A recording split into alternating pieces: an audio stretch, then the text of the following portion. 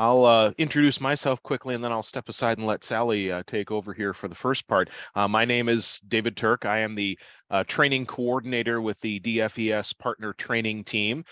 We train TANF every day in the context of the W-2 program, which is Wisconsin's TANF cash assistance program. That's what Sally and I are both involved with, both contracted trainers with the Department of Children and Families. And I've been working in this arena in training for 20 some years, and actually been in the arena since TANF started way back in the 90s. So TANF is something I've spent a lot of time with, and we're happy to be with you today, have a chance to share some information. I'll let Sally introduce herself and take it from here. Great. Thank you, Dave, and thank you, Anna, for inviting us to be with you this morning. So I am Sally Hilskin, and like Dave said, we are with the partner training team. My experience with TANF, I've been part of the training team, a trainer for W-2 for 12 years now, and prior to that, I worked for a W-2 agency as one of their financial and employment planners. I also have a little bit of experience with Minnesota's TANF program as well. So I'm glad to be with all of you this morning to share a little bit about TANF and a little bit about the W-2 program as well. So again, thank you for being with us this morning. So TANF, if you're not familiar, stands for the Temporary Assistance for Needy Families. This came about in 1996. Some of you may remember AFDC. TANF replaced AFDC in 96. So in Wisconsin, TANF programs are administered by the Department of Children and Families. The W-2 program is one of those TANF programs, and W-2 provides financial assistance and employment preparation services for low-income families with children. We've included a website on the slide here that you are looking at. This website's going to take you to a whole bunch of information about the W-2 program. This will link you to the services it provides. It links you to the W-2 policy manual, as well as other important information and contact information for those W-2 programs across the state. So again, that link I encourage you to take a further look at for some more information. W-2 is administered by agencies throughout the state of Wisconsin. So we have kind of two buckets of agencies. We have what we call Balance of State and then Milwaukee. So in Balance of State, there are 4 agencies that cover various geographic regions throughout the state. Forward Service Corporation, or FSC, covers the largest geographic region. And in Milwaukee, there are 4 agencies. Now, Milwaukee is going to have the highest population of W-2 participants. Again, 4 agencies service the Milwaukee area. And again, on that website that we showed on the previous slide, it will give you all those locations and contact information. So you can find any W-2 agency in any county in the state. DCF allows a lot of great flexibility for funding a variety of programs centered on employment and training activities, supportive services, and benefits that help clients and participants obtain and maintain employment and improve their economic circumstances. So Wisconsin uses TANF funds on a variety of programs in addition to W-2, again, with the aim of improving self-sufficiency and the well-being of low-income families. So these include childcare. In Wisconsin, we call this Wisconsin Shares, kinship care, other employment programs like transitional jobs and Children First. There's emergency assistance and other various grant programs. So according to the Legislative Fiscal Bureau, Wisconsin is estimated to be spending over $388 million on childcare this year, compared to $94 million for W-2, $7 million for emergency assistance and housing programs, and several grants of $500,000 or less. And in case you're wondering, that would be where you guys come in. One of those grants does support literacy and GED services. When the state is given the money by the federal government under TANF, it has to use that money for one of four purposes that's defined in the federal legislation. And those four are listed here on the slide: to provide assistance to needy families, to end the dependence of needy parents by promoting job preparation, work, and marriage, to prevent and reduce out-of-wedlock pregnancies, and to encourage the formation and maintenance of two-parent families. Those are all in the TANF legislation. Those programs serving purposes 1 and 2 on this list have to be serving financially needy families, while those serving purposes 3 and 4 aren't limited to just financially needy families. And when we talk about 1 and 2 and needing to be financially needy, that's something that has to do with eligibility. The Wisconsin Literacy GED program serves TANF Purpose 2 when you look at the definitions: ending the dependence of needy parents by promoting job preparation, work, and marriage. It was initially created in the 2017-19 state biennial budget, which has allocated TANF funds every year for literacy and GED services for TANF eligible adults, and this funding has continued in subsequent budgets.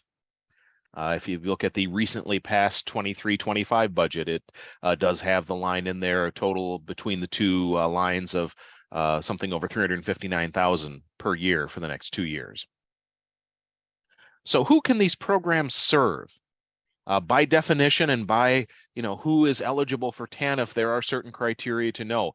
The program can serve adults 18 and over who are either 1, low-income parents, either custodial or non-custodial in this case, with incomes at or below 200% of the federal poverty level. Or, number 2, can serve young adults age 18 through 24 who have aged out of the foster care system and need to develop job skills and work experience to become self-supporting. Other agencies do eligibility determinations for certain services, and so you can presume that adults who are participating in certain TANF-funded programs meet the criteria you need. W-2 would be a big one. Wisconsin Shares childcare, kinship care, supplemental security income, or SSI, which comes from the Social Security Office, caretaker supplement, Transform Milwaukee Jobs, or TMJ, the Trial Employment Match Program, or TEMP, and transitional jobs, sometimes called TJ. All these are TANF funded, and if they meet the eligibility criteria for those, they are good to go for literacy and GED services as well. If we have a list of who the program can serve, well, then there must be a corresponding list of who can't the program serve. The program cannot serve children. It cannot serve adults over 24 without minor children. It cannot serve young adults age 18 to 24 who have not aged out of foster care and are not parents.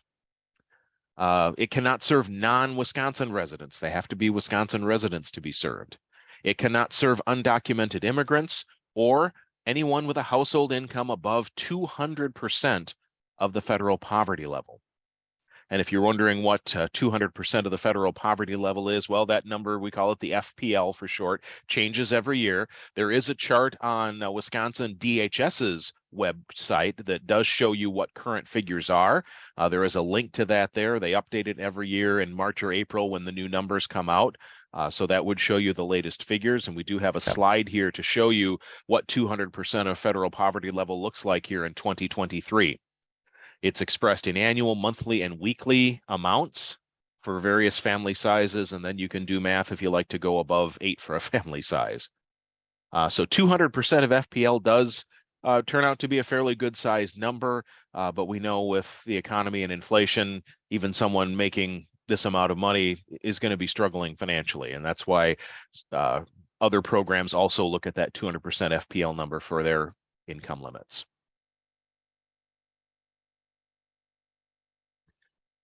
So in order to document eligibility, what should a Wisconsin Literacy Member Agency be collecting? Well, number one, you want to confirm that the person is enrolled in another TANF-funded program. That's the easy one because the other agency has already verified their eligibility. So you know if they're in W-2, Wisconsin Shares Child Care, Kinship Care, SSI, Caretaker Supplement, Transform Milwaukee Jobs, Trial Employment Match Program, and Transitional Jobs, that list I gave you before, all those meet TANF criteria. And if you can confirm that they're enrolled in those, they meet TANF eligibility criteria. And this information can be verified by the individual through self-attestation or by a referring agency, whether that's a W-2 agency or some other service provider that's working with one of these programs. So it's not intended to be difficult to verify that. There are a number of ways you can do it. And again, one of them being self-attestation, the person saying, yes, I'm on W-2 or childcare or something like that. If the person is not enrolled in another TANF-funded program, you have to confirm that he or she is either, first of all, a low-income parent of a minor child or a low-income young adult age 18 to 24 who's aged out of the foster care system. And again, self-attestation of these categories and low-income status is adequate. They can say, yes, my income is below this level, or yes, I am a low-income parent of a minor child. You can also presume low-income status if they are receiving food share benefits, also known as SNAP. If they are receiving WIC or if they're on Badger Care. Any of those programs deal with the same kind of income limit, so you can presume their income status if they're on those, even though those aren't TANF-funded programs.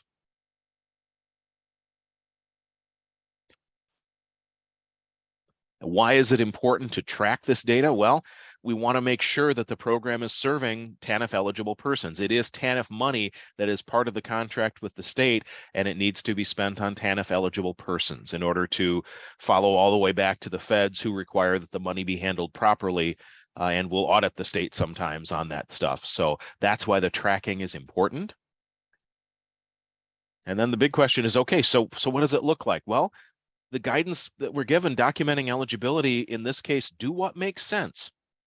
If you gather the information on an intake form, for example, they say that's adequate, that can work. Verifying participants' low income status and other eligibility criteria through self-reports is fine.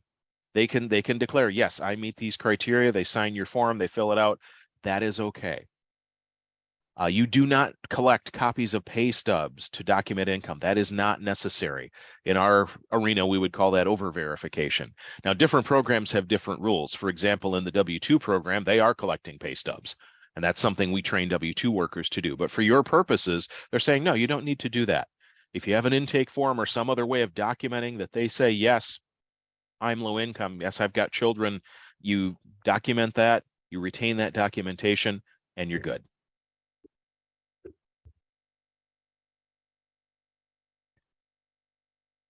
Kind of a fast run through of the stuff, but really that is the meat of what we've been asked to share with you. These are the processes and the things that are really important.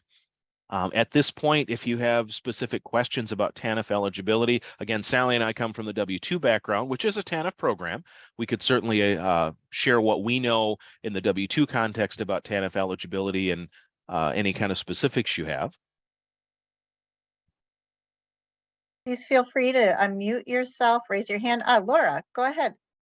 Yeah, I had looked around for that sliding scale for families and income till the cows come home. Where is that located? Is it located at the link you provided at the front end of things? What I provided you was a link to DHS, and let me jump back in the slideshow here. There it is down at the bottom of that slide. That is a chart for the federal poverty level. And we're not seeing it. Oh. Taking a little while for the slides to follow me. All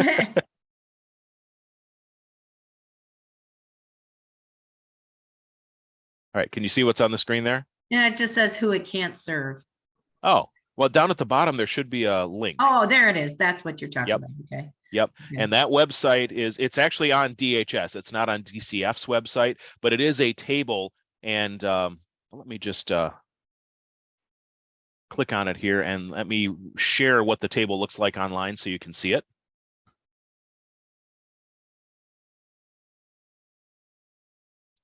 And I'll move my, whoops. I want to leave this here. Just move this out of the way so you can see a little better. Okay, here's what DHS's chart looks like. Mhm. And you can see it's annual. They've got 100%, 120, 135, 150, 185, 200, 250, and 300. So any percentage of FPL you might need is shown in this chart. This one was effective February 1st of 2023. They will update it again every year, and it stays at this same link every year. So even though it's not DCF's chart, it is the same information and it is updated regularly. So it's a good reference. Okay, and the list of automatically qualifying, you rattled through those really fast. Is Sure. Is there a list somewhere we can refer to, or can you just give them a little slower? Anna, I'm not sure what would be the best way to make that. Couldn't we make the PowerPoint available to them after the fact, or? Yes, we can send the PowerPoint out to everyone, and then we will have a place where you can access the recording and the PowerPoint as well. So you can go back to that for reference. Great, thank you. So we'll send that to you and then have it available somewhere. I'm not exactly sure yet where it's going to be housed, but we'll notify you where it is.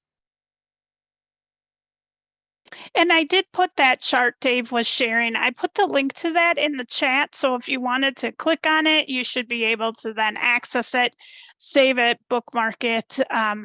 So you have that for this year's FPL. Thank you, Sally. David has a question.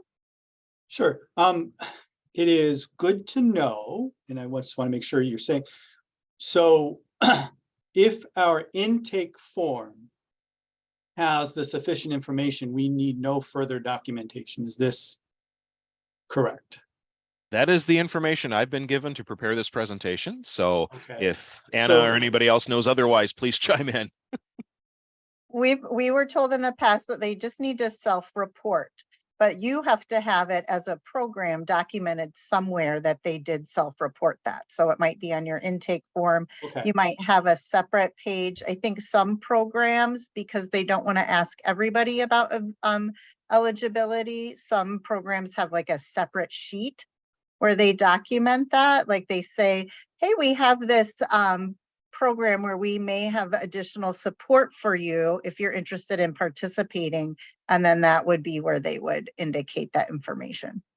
Yeah, so as is our intake, I believe our intake form has everything. Now, the only thing is, and I'm sure I'm not alone here, is that they can't be undocumented, which is something that we don't, we just don't keep hard track of. We're not required to. We're part of a WTCS grant that does ask for Social Security, but they have educated us saying you cannot refuse someone's services if they don't provide. Piece of paper does not. I'm sorry. Oh, No. I mean, a student writing a social security number on an application would not guarantee that they're documented. It wouldn't guarantee the social security number is correct. I think that the best thing that we could do as agencies is, in very clear language, explain the eligibility for TANF and ask the question of learners, are you TANF eligible? And if we've given the definition, if we've given all of the requirements, it would be up to the learner to identify if they are eligible or not. We don't have the requirement to run social security numbers or get pay stubs. We don't have that requirement to verify all of the information they give us, but my understanding is we do have the responsibility to clearly say, these are the requirements. And then having them check a box, yes, I'm eligible, is enough for self-reporting. Does anyone want to jump in? That's my Yeah. understanding. So I just want to add to that, Beth, that is why some programs have a separate sheet that they use for that, where they can present a sheet that says what all the eligibility requirements are, to say, we have this other program. So like if someone came in and they want to enroll in your ELL classes, you could say, we have this program where people can receive additional support, and you must be TANF eligible to participate in the program. These are the requirements to be TANF eligible. Ask them to look at that. If they say, so they can write on that piece of paper, they can check, yes, I am eligible, or no, I am not eligible. That way they don't need to say, well, I'm not eligible because I'm undocumented. They just need to look at the list and say, no, I'm not, and they can check it, no. And that's the way some programs have gotten around that, having to ask the specific documentation question.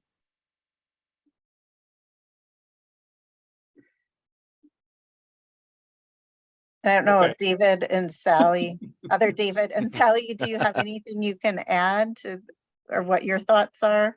It would seem to me the way you're explaining it makes sense for your program. In the W-2 program, yes, they do run social security numbers and they do verify things like that because that's how their program works.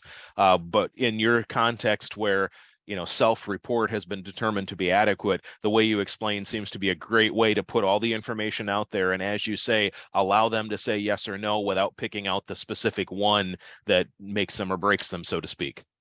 So, well, just to be honest, when we talk to students about income, we generally have to walk through the discussion of income because they can't tell us. And so just for them to fill out that separate form would require us to help them figure out whether they're above and below, so this is, there's no way around asking a student, are you undocumented or undocumented? In my mind, which is, that's so. Could you, David, have the income question on the regular intake? And yes, I recognize when I would do intake with learners that you need to go through and, kind of help them understand how to figure and to do the math and work out that. So if you are at that point in the intake process and you see, okay, they have minor children, their income is at the right spot. At that point, pause in your intake form and say, okay, we have this program that you might be eligible. Here's the list of eligibility requirements. And then have them do that separate sheet, and then not put the income or have to work through the income with them at that point. You've already done it as a part of the other. In the end, it's going to come down to trust between them and us. They tell us all sorts of things, students that have been with us. And, I think that's the only thing that we can rely on because, we have other programs where we need verification of this, that, or the other thing. And they generally don't want to give it. And, I think it's just a question of us just honestly pushing a little more than we normally do and hope that we don't drive students away. So because they in the end, it is trust. They have to trust us that, they're going to tell us all sorts of things. Which I think is probably honestly the best we can do. So I was hoping that we could say, do you have a social security number? But I think that doesn't do it. It's very difficult to talk because they themselves don't know necessarily their eligibility for all sorts of things. And it's, and we don't always speak the same language either. So it's really hard. Anyway, Sure. I thank you. I don't know if this is helpful, David, but we've just made sure that the TANF funding doesn't fully fund any programs so that every student is eligible regardless for all of our programs. And then if a student has answered yes to some of those initial like less invasive screener questions, and we have a relationship with them where we know that they have documentation, or we know, for example, that they were a refugee, which means that they're most likely not going to be undocumented, other things like that, then we'll do the process with them and count them toward the TANF funding. But we just don't ask all of the students. So we probably have a lot more TANF eligible students than we're reporting, but we just don't count them because of the considerations that you're mentioning, in case that's helpful at all. And Yeah, I mean, you mentioned refugees. We also look at that. Can we assume that, again, meeting income and family requirements, that they are TANF eligible? You do need to verify that they meet the income requirements, But because that's we have self-report. had, right, they can still self-report it, but like we've had this situation, we did think that, and Beth, yes, I'm asking David to stop sharing so that you can share. Okay, thank you. Beth's gonna share something with us. You cannot automatically assume that a refugee is TANF eligible, because it is possible that they exceed those the income requirements, but in most situations, a refugee with minor children is eligible for TANF. So then the other one that we always look for is if they're from Puerto Rico. Yes. Yes, I the Puerto. think- Go ahead, Beth. I think that it's very hard to parse it down so by specific subsets, because TANF eligibility is multi-pronged. And so one idea that we had given earlier is you could have an addition to your student intake form, and it could be just a piece of paper. It says, hey, we have this new program, or we have this program. You can sign up if you want. And so you'll see here, it just says really in pretty plain language, this is what it is. This is what you can get. These are, so you must be 18 or older. You must be a parent of a minor. You must be a Wisconsin resident. You must be a citizen, legal alien, qualified alien. You must be low income. These are the ways you can be low income, or you could have aged out of foster care. And then if you are TANF eligible, circle yes. So this really gives more power back to learners. They can choose to circle yes and give you the form back. They can choose to say, oh, I'll take it home and look at it and never give it back. They could choose to say, oh, no, I don't want to, and not take the form. But you're giving all of the information. You can't make people tell the truth. You can't make people, you can give this to them. I do definitely understand that you'll have to walk through the math with some folks.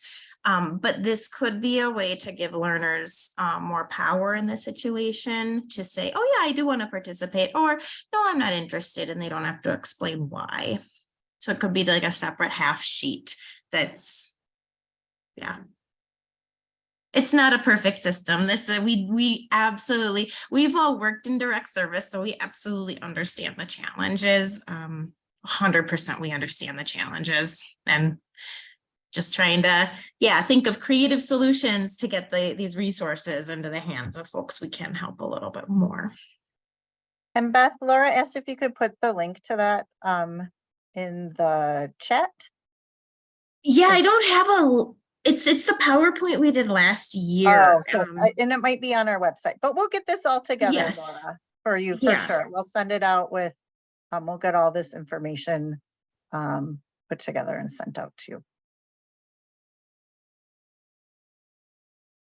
David, thank you for those questions and raising those concerns. I did mention to David and Sally before we got started that the documentation and the immigration status is definitely the biggest challenge that we face in administering this program.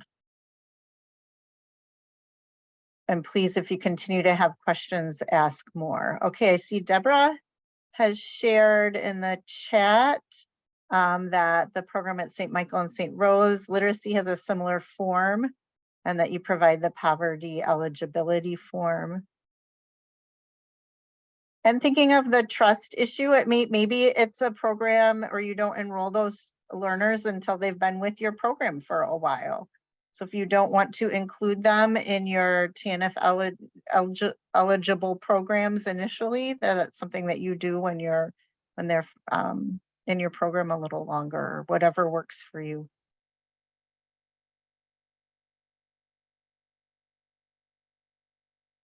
Are there any other questions, or David or Sally, do you have anything else you want to share?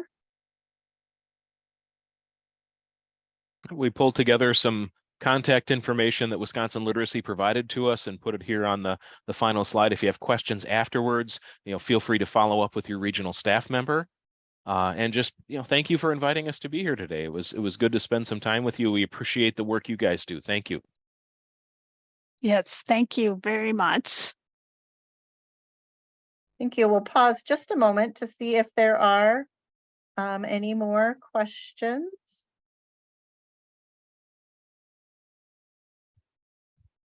And if not, again, the regional staff will work on getting all this information put together after the recording is finalized, so that you will have a point where you can access the information that we have. All right, I don't see any additional questions or hands raised. So thank you again, Sally and David, and everyone have a wonderful rest of your day. And again, reach out to us with any questions. Thank you.